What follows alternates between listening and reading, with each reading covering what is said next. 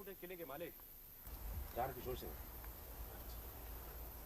वो रही उनकी हवेली, वहीं सब परिवार रहते हैं। आइए, उनके बचपन के एक दोस्त थे प्रोफेसर ईशान चंद्र मजूमदार। वो रिटायर होने के बाद अकेले यहीं रहते थे। एक दिन अकस्मात उनकी मौत हो गई। पोस्टमार्टम की रिपोर्ट के बाद ये मालूम पड़ा कि उनके खून में सांप का जहर है।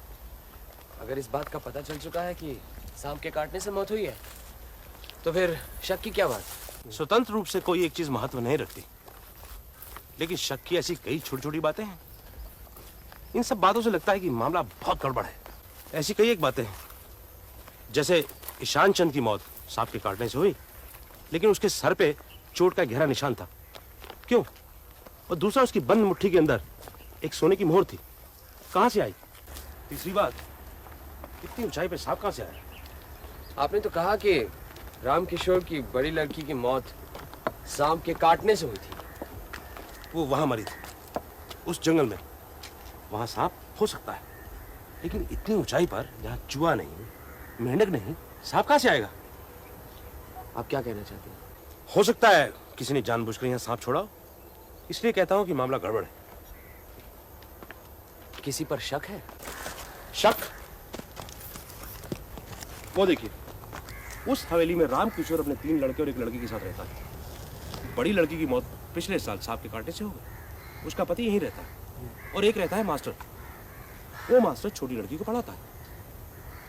छोटी लड़की को छोड़कर बाकी सब के सब अजीब से लगते हैं, सब पर शक होता है। आइए,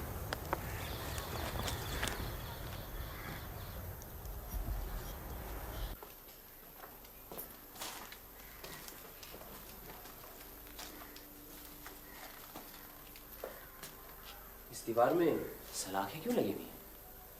ये कमरा शायद पुराने जमाने में किले का दफ्तर होगा, और इन सलाखों के ऊपर बक्सियां तख्ते रखकर वो लोग वही कायदे रखते होंगे। अच्छा, प्रोफेसर का कुछ सामान तो होगा, कपड़े वगैरह, वो सब कहाँ? वो सब थाने में है। और उनकी मुट्ठी में जो मोहर मिली थी वो भी हमारे पास। काफी मजबूत है।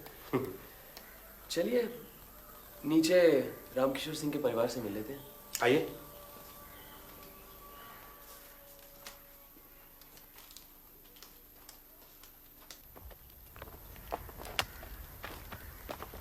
अरे मास्टर, यहाँ क्या कर रहे हो? घर में वकील साहब आए हैं, सब बैठकर उनके साथ बातचीत कर रहे हैं। गदाधर और तुलसी वहाँ नहीं है, सोचा शायद यहाँ होंगे। वो तो यहाँ पे भी नहीं है। वेंकटेश बाबू, ये है रमापति, रामकिशोर जी के यहाँ मास्टर हैं और वहीं रहते हैं। अच्छा, आप ही रमापति हैं? अच्छा, एक बात बताइए, जिस रात ईशान बाबू गुजर गए, आप काफी देर तक उनके साथ थे, क्या बातें हो रही थी? वो बहुत पढ़े लिखे थे, उनके साथ बात करके बहुत कुछ सीखने को मिलता था। फिर उन्हें हमारे मालिक के वंश का, इस किले का सारा इतिहास मालूम था। एक डायरी में सब कुछ लिख रखा था, वही सब सुन रहा था। चले? जी आइए।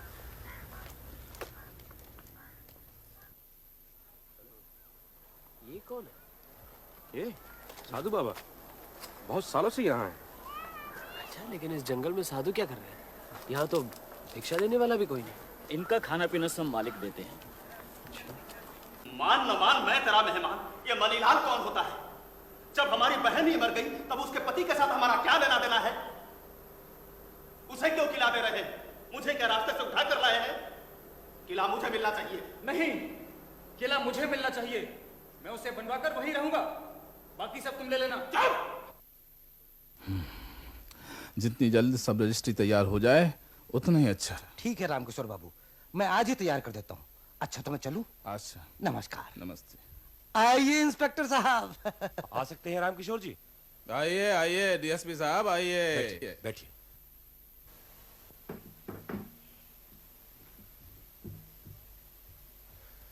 ये हमारे कलकत्ता के मित्र हैं। अच्छा, किला दिखाने लाया था, सोचा आपसे भी मुलाकात करवा दूं। हाँ, बड़ा अच्छा किया।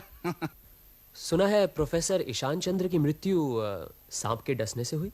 ईशान मेरे बचपन का दोस्त था, वो मेरे घर आकर गुजर गया।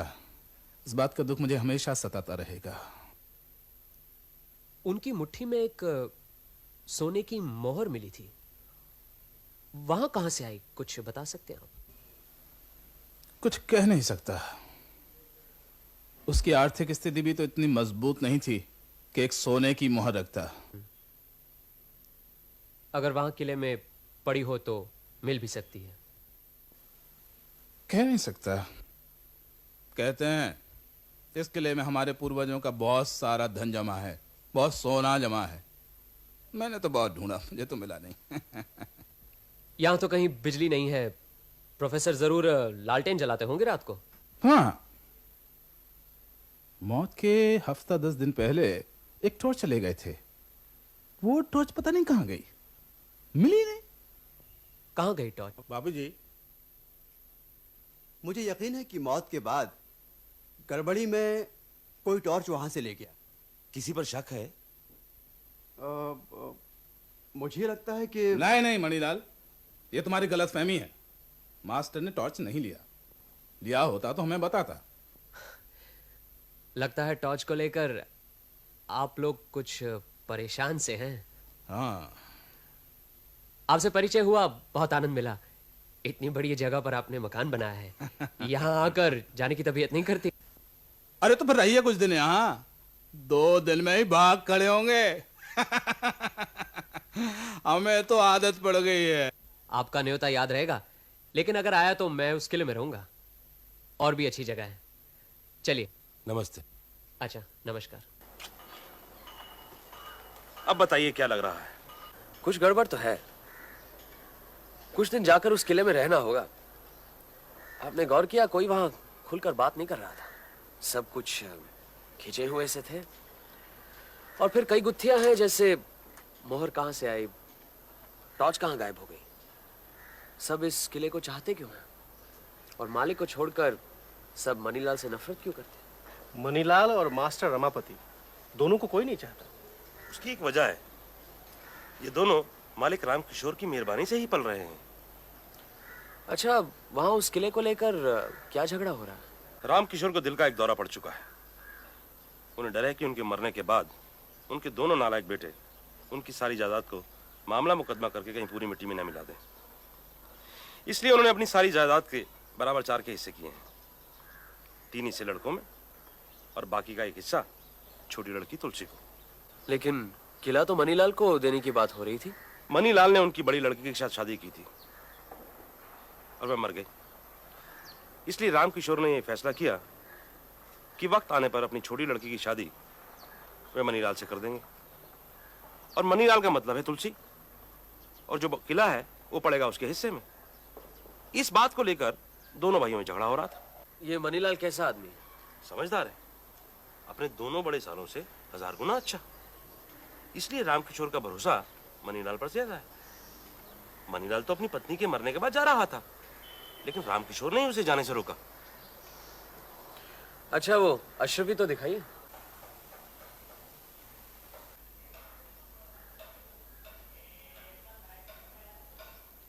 इस पर कुछ उर्दू में लिखा है, आप पढ़कर बता सकते हैं? जनाब, ये उर्दू नहीं, फारसी है। अशरफियों में फारसी में लिखने का रिवाज था। आप हुक्म करें तो मैं पढ़कर सुना सकता हूं, मुझे फारसी आती है। जी, जरा पढ़कर बताइए, पता तो लगे कब की मोहर है।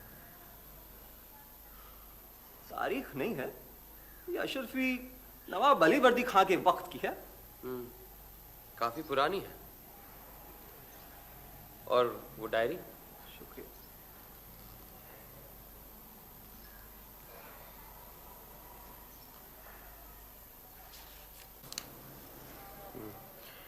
सुनो ईशान बाबू, शुरू में क्या लिखते हैं? इतिहास के इष्ट देवता अगर इंसान की बोली बोलना जानते तो वो मुहर्रम के बाजे की ताल में कहते, रुपया कमाओ, रुपया कमाओ।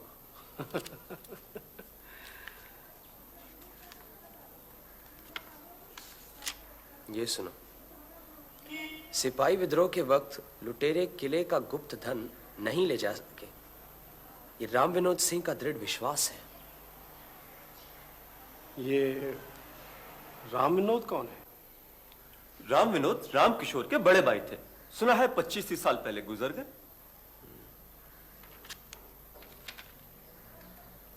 ये फारसी में कुछ लिखा है, 3 लाइनें, जरा बताइए तो। लिखा है, अगर राजा राम या जयराम दोनों जिंदा ना रहें तब हमारी पूरी दौलत मोहनलाल के जिम्मे रहेगी। मोहनलाल के जिम्मे? ये मोहनलाल कौन है? वो मुझे नहीं मालूम। अच्छा तो ठीक है, वो चीजें आप ले जाइए, ये डायरी मैं कुछ दिन अपने पास रखूंगा। जो हुक्म। एक बात तो साफ है, अगर प्रोफेसर की हत्या की गई है तो उसका मकसद वही है जो सदियों से चला आ रहा है, धन, रुपया, पैसा। मगर फारसी में लिखने का क्या मतलब है जब सब लोग हिंदी समझते हैं?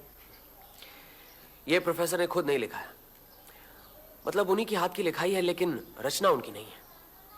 कहीं कुछ फारसी में लिखा हुआ था, उसकी नकल उन्होंने डायरी में कर दी है। भैया, ये कौन आ रहे हैं? पुलिस। ये रामकिशोर का तीसरा बेटा है। क्या नाम है तेरा? गधा। आइए। नमस्ते। नमस्ते। अच्छा, आपसे एक बात पूछता हूँ। आप पुलिस वाले हैं, इसीलिए जानने की उत्सुकता हो रही है। प्रोफेसर की मौत क्या सचमुच सांप के काटने से हुई थी? किसी पर शक है आपको? नहीं, यूं ही कुछ कहा नहीं जा सकता ना। सांप के अलावा और क्या हो सकता है? वो मेरी भी समझ में नहीं आ रहा, लेकिन प्रोफेसर के पैरों पर सांप के काटने के दाग मैंने भी देखे थे, बिल्कुल वैसे ही जैसे मेरी पत्नी के पैरों पर थे। ठीक है मनीलाल, रामकिशोर बाबू से कहना आज से किले में रहेंगे। चलिए। जी। नमस्ते। आइए आइए आइए, बैठिए। रामकिशोर बाबू नहीं है? जी नहीं, वो कोर्ट में दलील रजिस्ट्री कराने गए हैं, आ जाएंगे अभी। अच्छा, मास्टर जी एक बात बताओ। बैठो बैठो। आप तो यहाँ सब लोगों को जानते हैं, इनमें से ऐसा कौन है जो खून कर सकता है? सब।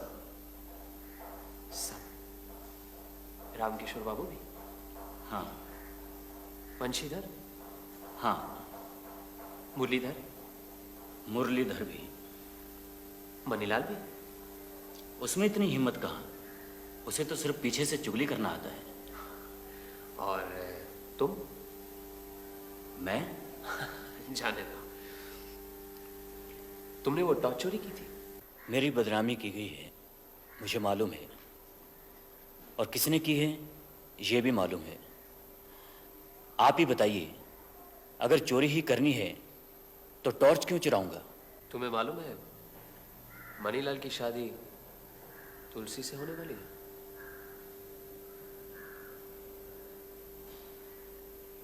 मालूम है, और ये भी मालूम है कि अगर ये शादी हुई तो अच्छा नहीं होगा।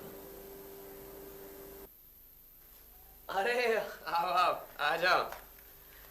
एक बात बताऊं, तुलसी की शादी जिया से होगी। अच्छा आ जाओ तुलसी, आ जाओ। ये गदाधर बहुत शैतान है, आ जाओ। अरे यहाँ आओ ना, मेरे पास बैठो यहाँ। अच्छा एक बात बताओ, तुम्हारे पिताजी के जो मित्र यहाँ रहते थे, प्रोफेसर ईशान चंद्र, तुम कभी उनसे मिली थी? हाँ हाँ, बहुत बार। वो मुझे अच्छी अच्छी कहानियां सुनाया करते थे। अच्छा अच्छा, तुम्हारे घर में जो लोग हैं उनमें से तुम्हें सबसे अच्छा कौन लगता है? मास्टर जी, वो बहुत अच्छे हैं। हाँ? और सबसे खराब कौन लगता है? ये है तुम्हारा भाई गदाधर। नहीं, जीजा जी। वो क्यों मास्टर जी से जलता है, क्यों उनकी चुगली करता है? अगर जीजाजी से मेरी शादी हुई तो मैं उसे पहाड़ से नीचे फेंक दूंगी। अरे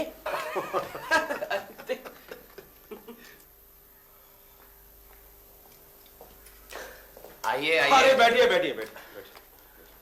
क्या हो रहा है? ये दूरबीन क्यों ले आए?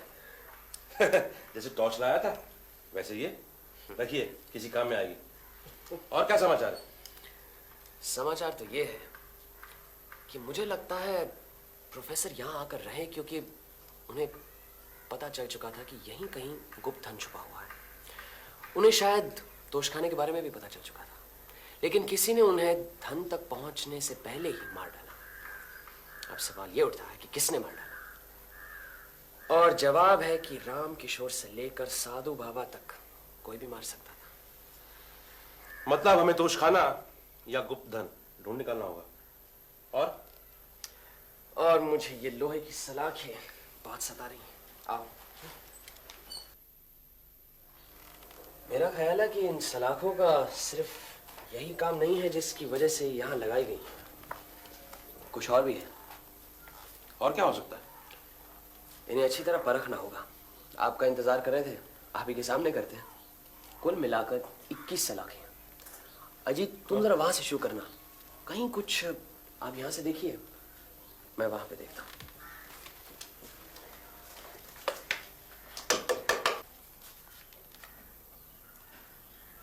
हिल रहा है, जरा इधर आइए। ये अकेले के बस का रोग नहीं है, मिलकर जोर लगाते हैं।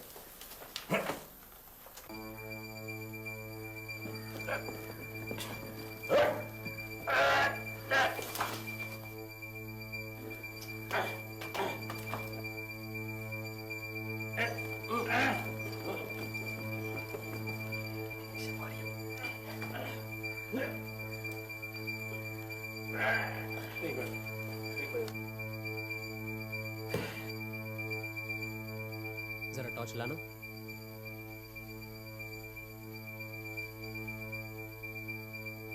यहाँ कुछ फारसी में लिखा है, मुझे लगता है। 1 मिनट। क्या हुआ? मुझे लगता है प्रोफेसर ईशान चंद्र की डायरी लेने गया है।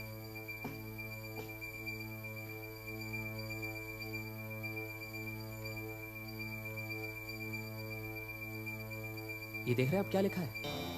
अगर राजाराम या जयराम दोनों जिंदा न रहे तब हमारी पूरी दौलत मोहनलाल के जिम्मे रहेगी। मोहनलाल? बस काम बन गया। जरूर ये रास्ता नीचे जाता है। व्योमकेश बाबू, शाबाश, तोशखाना मिल गया।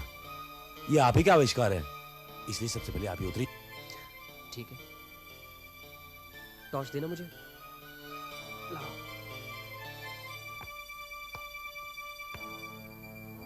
संभल के।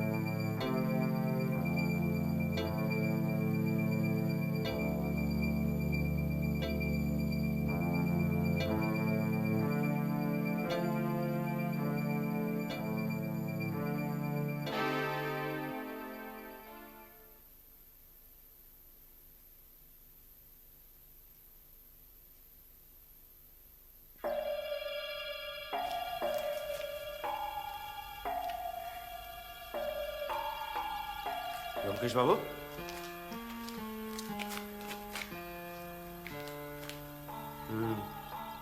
प्रोफेसर ने ये गुफा ढूंढ निकाली थी।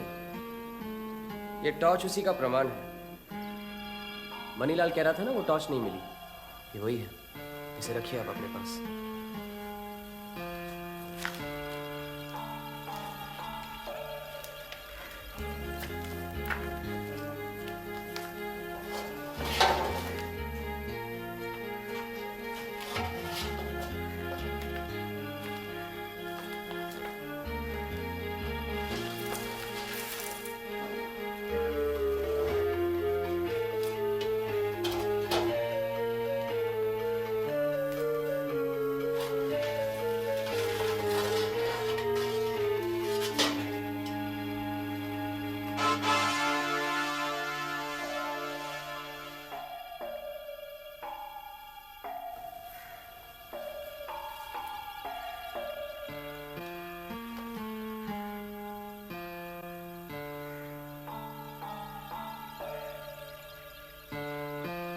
पैसे भी अपने पास हैं।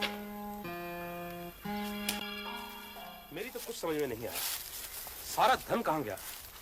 सबकी सब कुंडियां खाली क्यों हैं?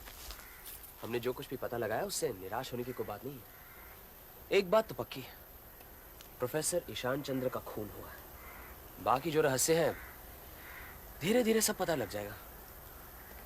आपको जो चूरा मिला है उसका आप केमिकल एनालिसिस करवा लीजिए। शाम को साधु बाबा से मिलते हैं, फिर उनको भी जरा टटोल लें। ठीक है, मैं चलता हूँ। अच्छा।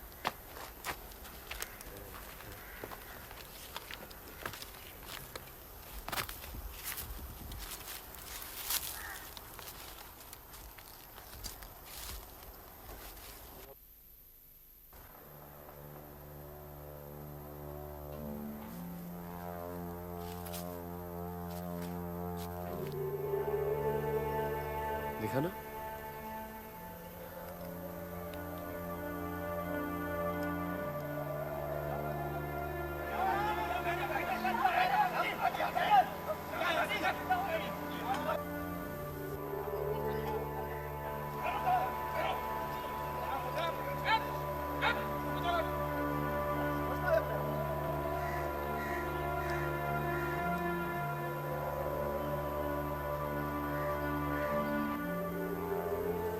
ये तुलसी के हाथ में क्या चीज थी? Fountain pen. लेकिन किस बात पर झगड़ा हो रहा था कुछ समझ में नहीं आया।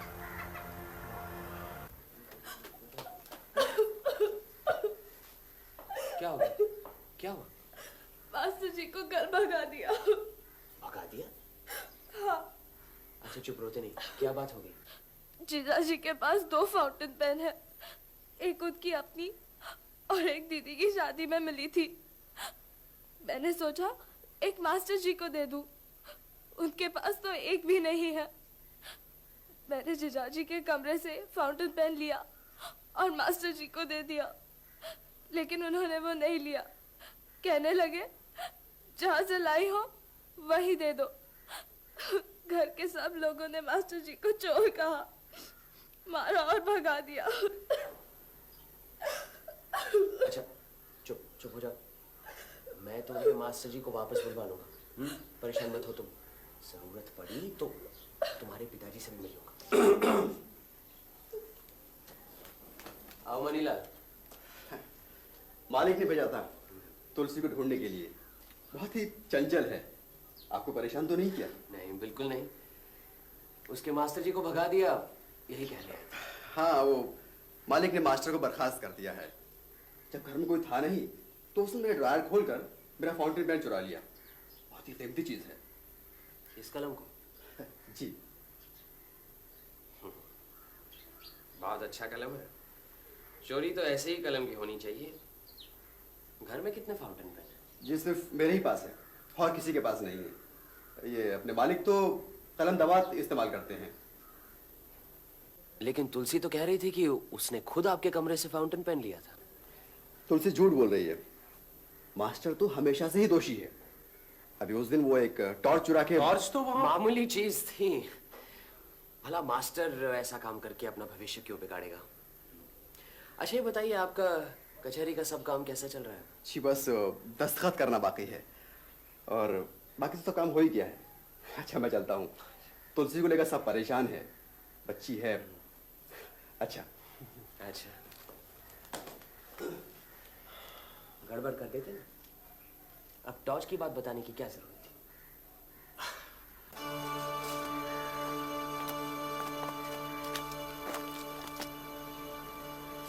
ये देखो, ये भी साधु बाबा के पास जा रहा था। हमें देखकर रास्ता बदल गया। अरे बंसीधर बाबू, अरे भाई कहाँ जा रहे थे लपकते हुए? बस यूं ही घूम रहे। क्यों? अच्छा अच्छा, मैं समझा साधु बाबा के यहाँ जा रहे हैं। साधु बाबा? साधु बाबा के पास मैं क्यों जाऊंगा? क्यों? साधु बाबा के पास जाने में कोई बुराई है क्या? वो आप जाने या आपके दोस्त।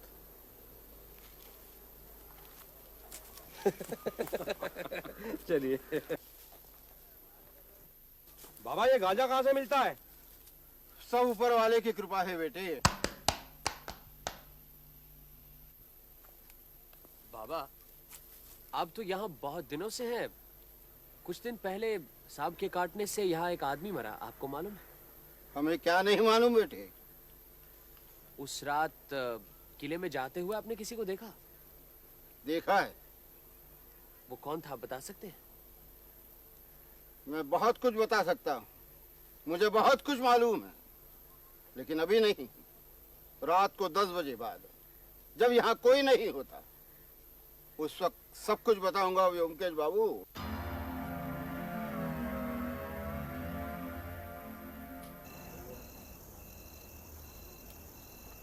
अरे रमापति, ये क्या हाल बना रखा है?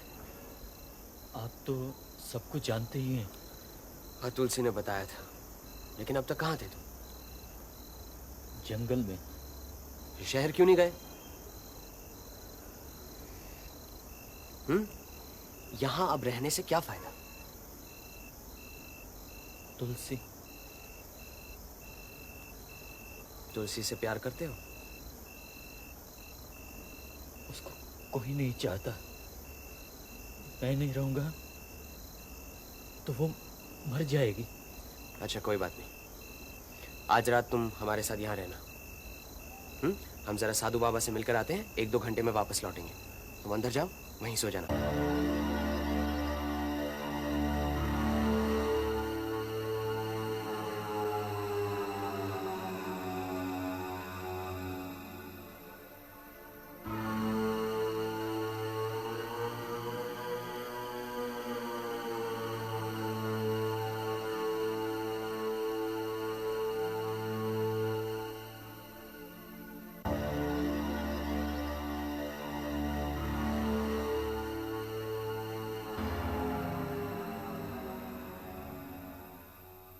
आइए आइए आइए, कहिए कैसे तकलीफ की?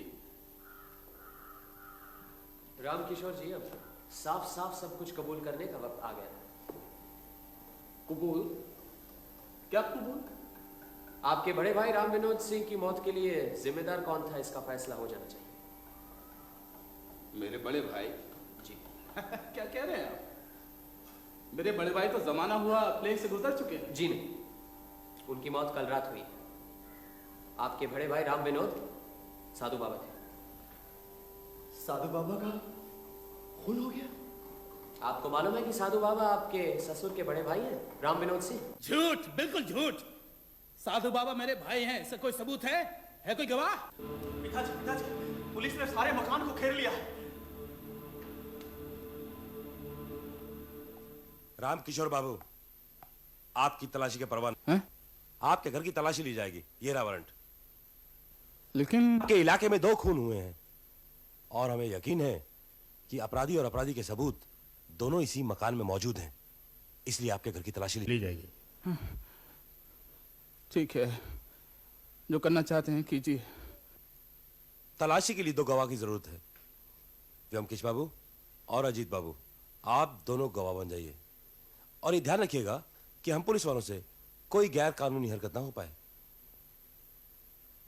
व्योमकेश बाबू,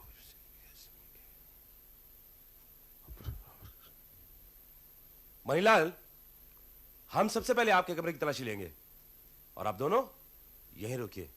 चलिए चलिए। मैं देख लीजिए क्या देखना है। अगर आप अपने दोनों फाउंटेन पेन दे दें तो किसी भी तलाशी की जरूरत नहीं है।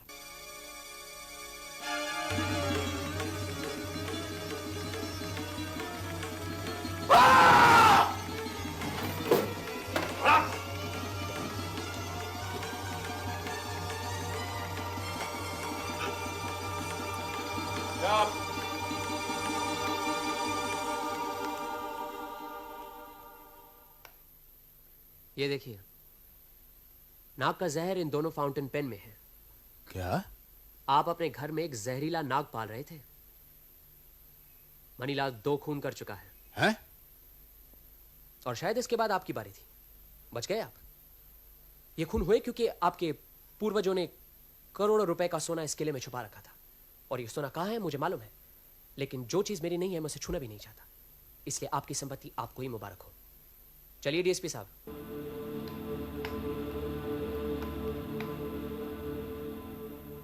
गुफा में जो सफेद चूरा मिला था उसकी केमिस्ट की रिपोर्ट आ गई है और ये चूरा था सोडियम टेट्राबोरेट। ये लीजिए। मतलब सुहागा। सुहागा किस काम आता है जानते हो? सोना पिघलाने के काम आता है। खैर, मनीलाल से जेल में लंबी चौड़ी बात हो चुकी है। उसने सब कुछ कबूल कर लिया। क्या कबूल किया? बैठिए। जिस दिन मनीलाल इस घर में आया था उसी दिन से उसकी नजर अपने ससुर रामकिशोर की संपत्ति पर पड़ी। उन्हीं दिनों यहां कुछ बंजारे आए हुए थे। मनीलाल ने उनसे कुछ सांप का जहर बरामद किया। किसी तरह उसकी पत्नी हरिप्रिया को मनीलाल के इरादों का पता लग गया था, इसलिए सबसे पहले उसने हरिप्रिया को इसी जहर से रास्ते से हटा दिया और साथ ही साथ रामकिशोर की सारी सहानुभूति अपनी तरफ खींच ली। अब रामकिशोर ने अपनी बेटी तुलसी की शादी मनीलाल से पक्की कर दी। 2 साल बीत गए, तुलसी शादी लायक बन गई। फिर यहां प्रोफेसर ईशान चंद्र आए, साथ ही साथ साधु बाबा यादव के। अब करीबन 25-30 साल पहले दोनों भाई रामकिशोर और राम विनोद मामूली व्यापारी थे। शहर में प्लेग फैला, राम विनोद बीमार पड़ गए। रामकिशोर प्लेग के डर से वहां से भाग गया। उसे यह नहीं पता था कि 25-30 साल बाद बड़े भाई से मुलाकात होगी और उसका बड़ा भाई साधु बाबा के भेष में होगा। उसने चाहा कि बड़ा भाई राम विनोद तीर्थ स्थान पर मठ बनाकर रहे, खर्चा भी देने को तैयार हो गया। लेकिन बड़े भाई ने साफ इनकार कर दिया। जंगल में रहने लगा साधु बाबा के भेष में और अपने छोटे भाई को कोसने लगा। असल में प्रोफेसर ईशान चंद्र और राम विनोद दोनों मित्र थे। हो सकता है प्रोफेसर ने ही राम विनोद उर्फ साधु बाबा को यहां बुला लिया हो। इस वक्त सब लोगों को यकीन हो गया कि किले में करोड़ों का गुप्त धन छुपा हुआ है। इधर प्रोफेसर ईशान चंद्र ने किले में गुप्त धन का पता लगा लिया था। प्रोफेसर की उम्र हो चुकी थी, दुबले पतले आदमी थे। अकेले पत्थर कैसे हटाते मालूम है? हम तीनों ने मिलकर पत्थर हटाया था। अब प्रोफेसर ने किसी से कुछ नहीं कहा, रामकिशोर से भी नहीं, साधु बाबा से भी नहीं। लेकिन उन्हें एक सहायक की जरूरत थी। उन्हीं दिनों 2 नौजवानों से अक्सर वो मिला करते थे। एक तो मास्टर रमापति, दूसरा मनीलाल। प्रोफेसर को लगा कि मनीलाल ही ठीक है, हट्टा कट्टा है, दोनों सालों से नफरत भी करता है। तय हुआ कि जो कुछ भी मिलेगा आधा आधा बांट लेंगे। एक रात दोनों ने मिलकर पत्थर हटाया। फिर मुझे लगता है कुछ ऐसा हुआ होगा।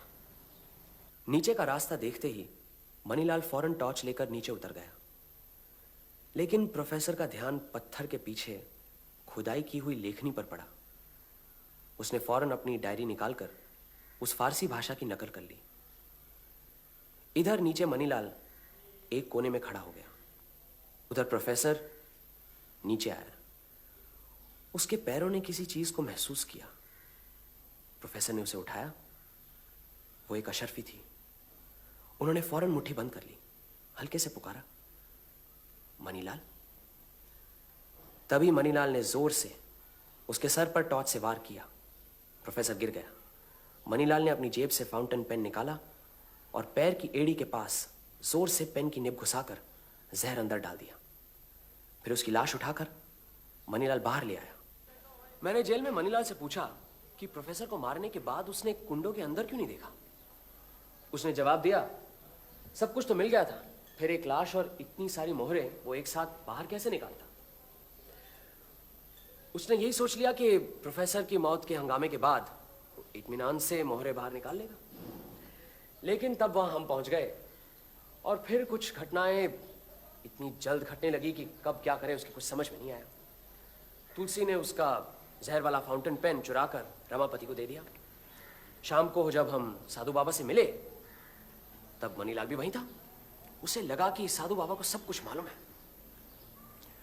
उसने समझा कि रात 10 बजे के बाद ही साधु बाबा हमें सब कुछ बता देगा। घबरा गया। फैसला कर लिया कि 10 बजे के पहले ही साधु बाबा का सफाया कर देगा, और वही उसने किया। लेकिन गुप्त धन के रहस्य की बात का अब तक कोई खुलासा नहीं हुआ। माफ कीजिएगा, अनजाने में बड़ी गलती कर बैठा हूँ। और मास्टर, तुम पर तो मैंने बहुत अत्याचार किया। अब तुम मेरे साथ घर वापस चलो। चलो आइए, पहले बैठिए तो सही। लीजिए, अपनी अमानत संभालिए।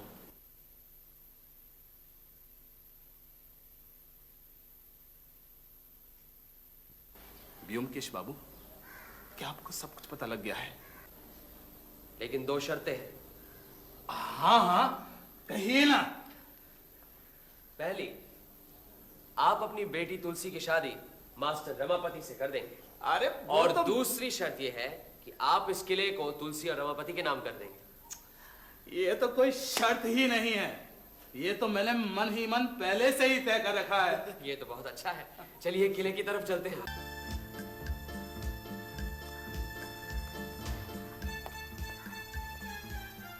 आप जो बरसों से ढूंढ कर ना निकाल पाए, प्रोफेसर ईशान चंद्र ने एक ही महीने में सब ढूंढ निकाल लिया था। उसकी वजह भी थी, प्रोफेसर पुरातत्व शास्त्र से परिचित थे।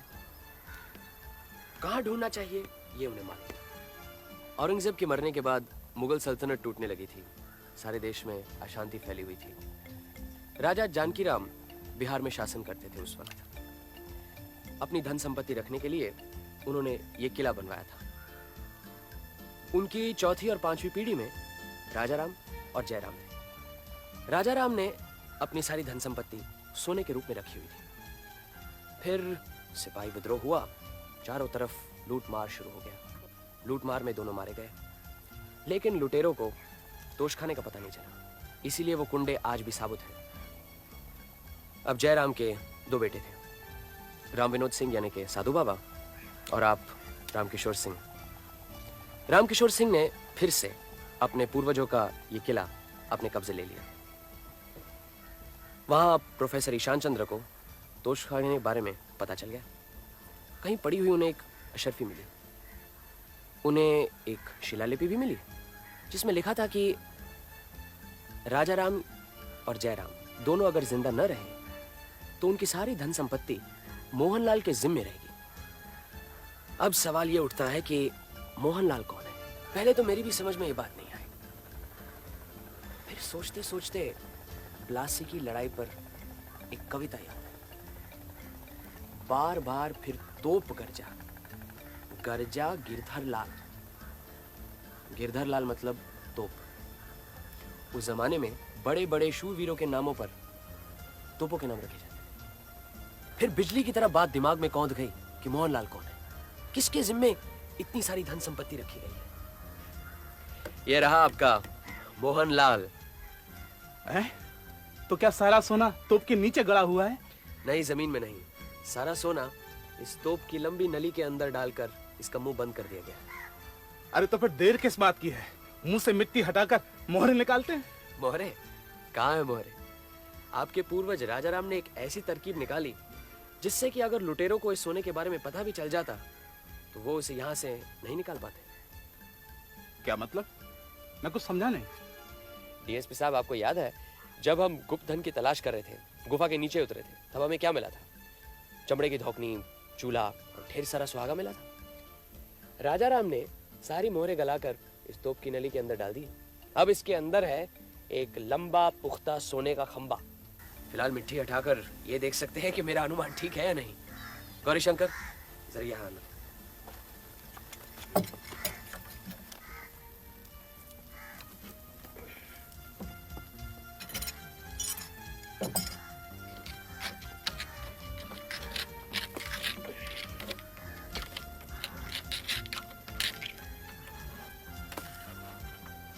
साहब,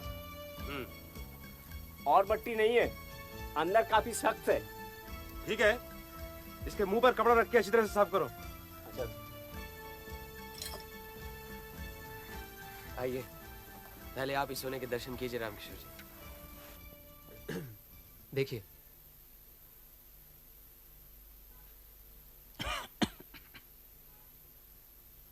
क्या हुआ? सोना है या नहीं?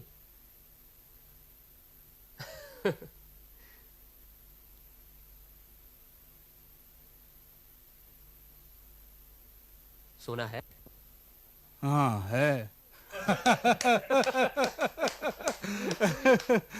चलो रमापति, अब तुम देखो, संपत्ति तुम्हारी है ना? चलो। आ जाओ आ जाओ।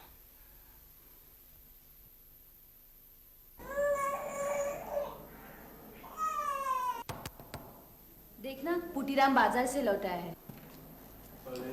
अरे आओ आओ। शादी का कार्ड मिला तो था, लेकिन हम आ नहीं पाए।